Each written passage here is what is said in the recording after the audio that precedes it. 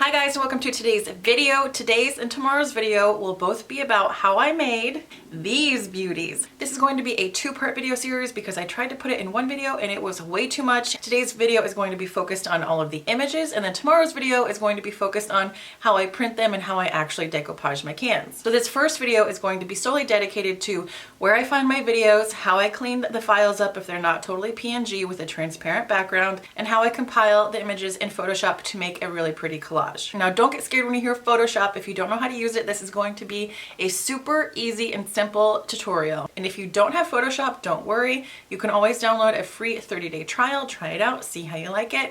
And if you are a student or if you're thinking about becoming a student, you can get the student discount. So let's get going with part one of this video and then come back tomorrow for part two. So now I'm going to show you guys where I find all of my clip art or my images for projects like this. You can start off by doing a basic Google search. I'm going to search peony bouquet decoupage.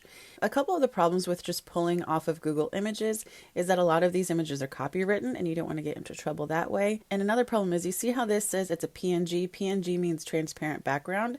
That's what this kind of like checkered pattern in the back is supposed to mean. But if you pull it to your desktop, you see how that checkered background is still there. It's not actually PNG. So one of my favorite places to find free clip art that is copyright free is webstockreview.net. I already have it open up here, and then I've already searched peony clip art in bouquet. Now these are beautiful and most of them are PNGs, and if you click on it, it is free. So it just says make something awesome, which is super cool. So up here it says to download an original quality image. Click here. I don't know about that. This is an ad, this is an ad.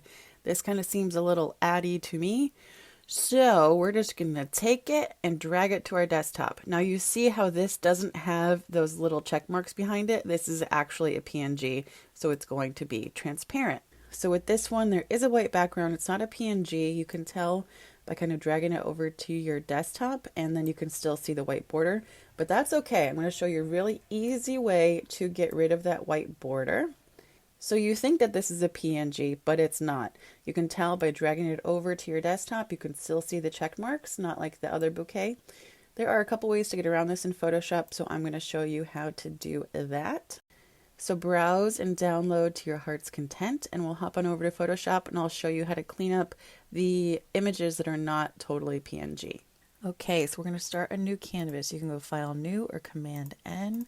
We're going to make our board 11 inches wide by 8.5 tall. That's a sheet of paper. All right, so we're going to drag and drop in some of our images. So this is definitely a PNG with a transparent background, and you can check that by putting a new layer behind it. This is a new layer button.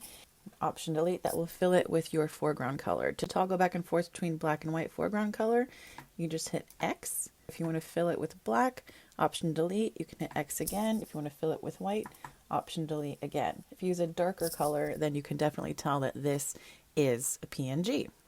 All right, so this one has a white background. We can drop that in there. And then to get rid of all of this white, you can go up here to the magic wand tool and make sure that contiguous is selected. Contiguous means all of the white that is connected will be selected. Now you can kind of see that it's taking out some of this white over here. So we can Command D to deselect. You can put your tolerance down to 5, hit your magic tool wand again on the background, and there you go. All of the white is selected. And now if you try to delete it without rasterizing this layer, it won't let you. So what you're going to do is right click on here and click rasterize layer, and then now you will be able to delete that. And now if you put your background on, you can tell that all of the white border has been erased. Now you could go in and delete little parts like that, but it's not really necessary because we will be printing on white tissue paper. So that one is good. Now we're going to pull in one that has this checkerboard background that is not a PNG. So now you can see that that is still there. Now there are a couple of ways that you can get rid of this background. The first one would be a quick selection tool. It's under the magic wand. So click that, and then you can add in to the areas that you want to select.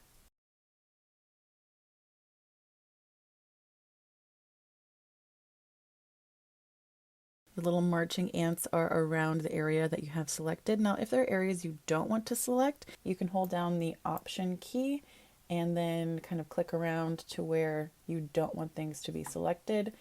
And now we are going to rasterize this layer and then copy and paste it. So we're going to hit Command C, then Command V, get rid of the original.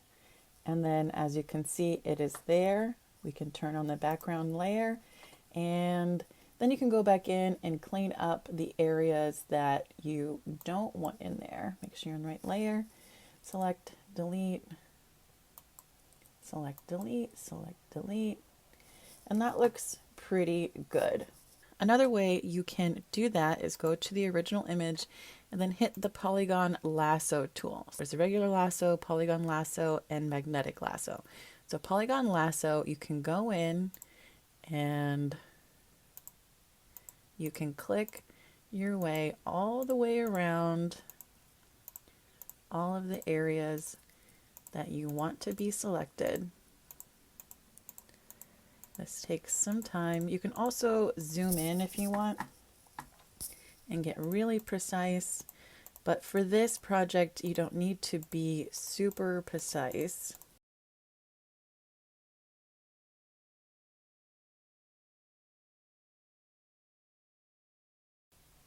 Again, Command C to copy, Command V to paste, turn this off, and then there you go. You can also go in with your quick selection tool and delete out these spaces if you'd like.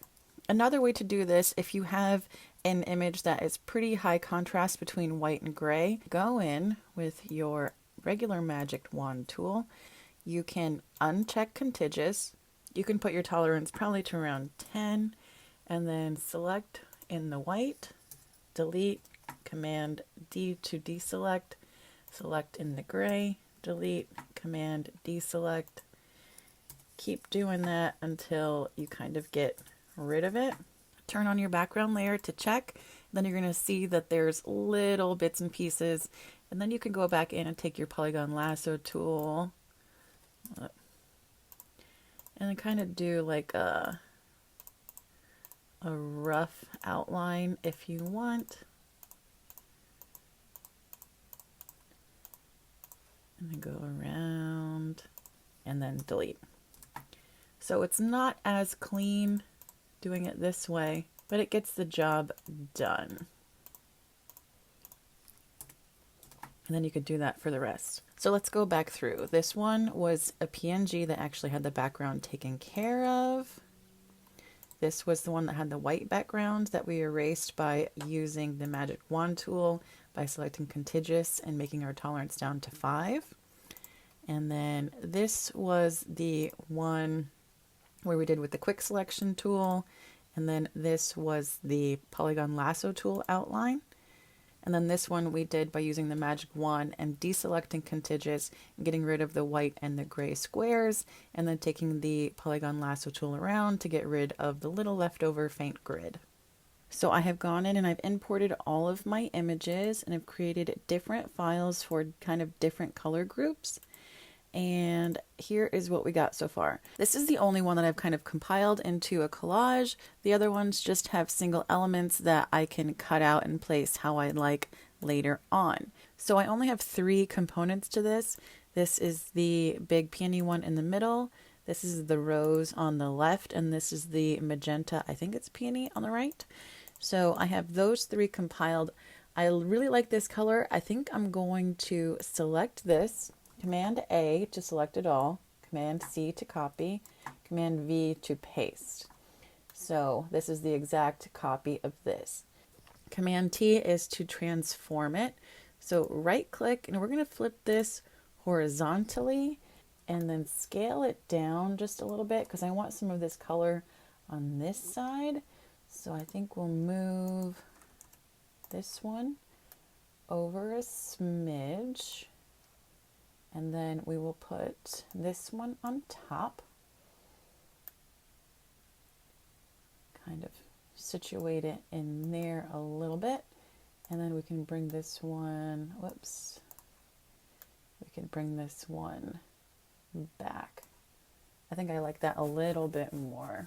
Now we can scale this up, so Command T again, or Edit Transform. Make that a little bit bigger so you can still see the rows. And can move this one up a smidge to fill in that little hole. So I really like that a lot. I think I'm going to take this down just a little bit so the stem isn't up or down too far. I like what we got going on here. So I'm going to print this as is. So over here, I just have some singular elements that I'm going to print to kind of fill in the spaces. I love this one down here. So make sure you're on the layer. Command A to select all, Command C to copy, Command V to paste. So this is the exact same. I'm going to scale this down just a smidge, rotate it. I mean, rotation doesn't really matter if we're going to be cutting them out, but just so I have a couple options of that. So I put another copy, scale this down. So we have a few little extra flowers to kind of work with. Up here, I really like these. I think I'm going to make another set of those. Put those down here. Scale this down just a little bit so everything doesn't look too uniform. And then we'll make a copy of these. Why not? Scale it down again. Flip it around so it can fit on the page. I found some really cool frames on that website, so we are going to make something fun. So I'm just going to drag those in here, get rid of that. Let's scale these up just a bit.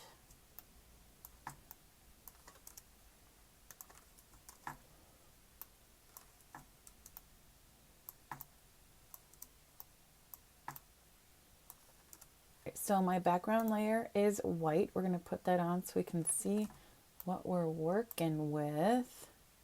Okay, now let's write something fun in it.